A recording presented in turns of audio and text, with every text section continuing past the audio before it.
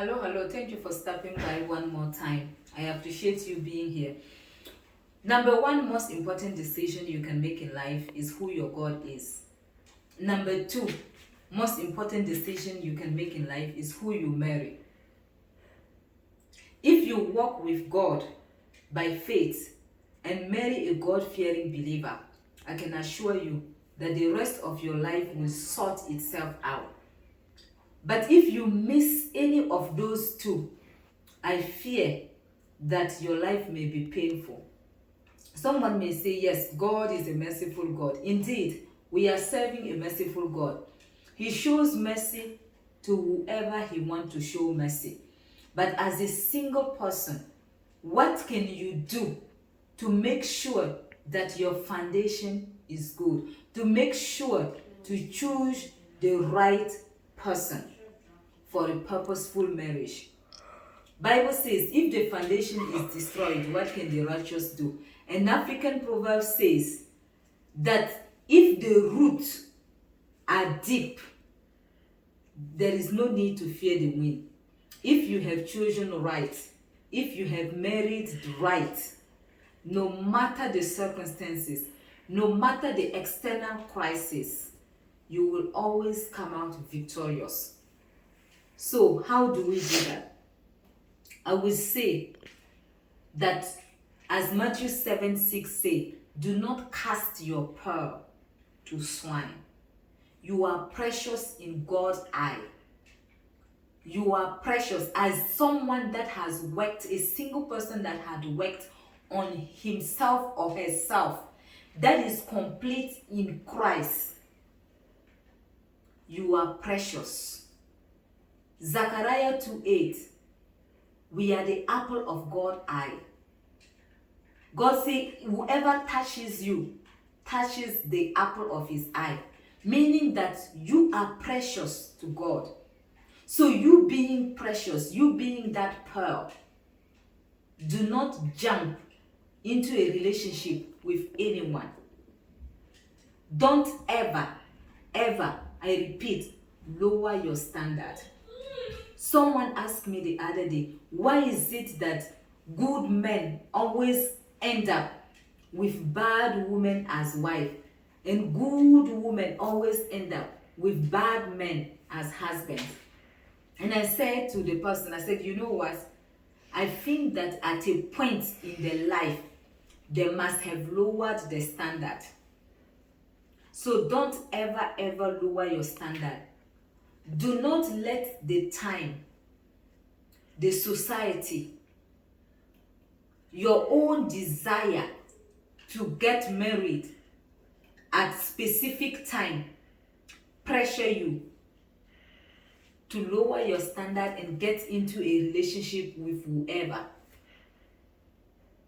When you start lowering your standard, you start to ignore red flags. Let me tell you, singleness, it is not a curse. It is a season of preparation, a season of prayer, a season of focus, a season to get closer and closer to God, a season to build yourself up. And marriage is a covenant. It is not a trophy. Marriage is not a requirement to make it to heaven. So do not let that desire of marriage pressure you to lower your standard and ignore red flags. Do not ignore red flags, because guess what? Red flags, they don't become green flags in marriage. I repeat, red flags in courtship don't suddenly become green flags in marriage. The truth and the real truth is that those red flags, they will even be amplified. You will begin to see them boldly and clearly in marriage. So do not ignore them. Red flags like emotional abuse.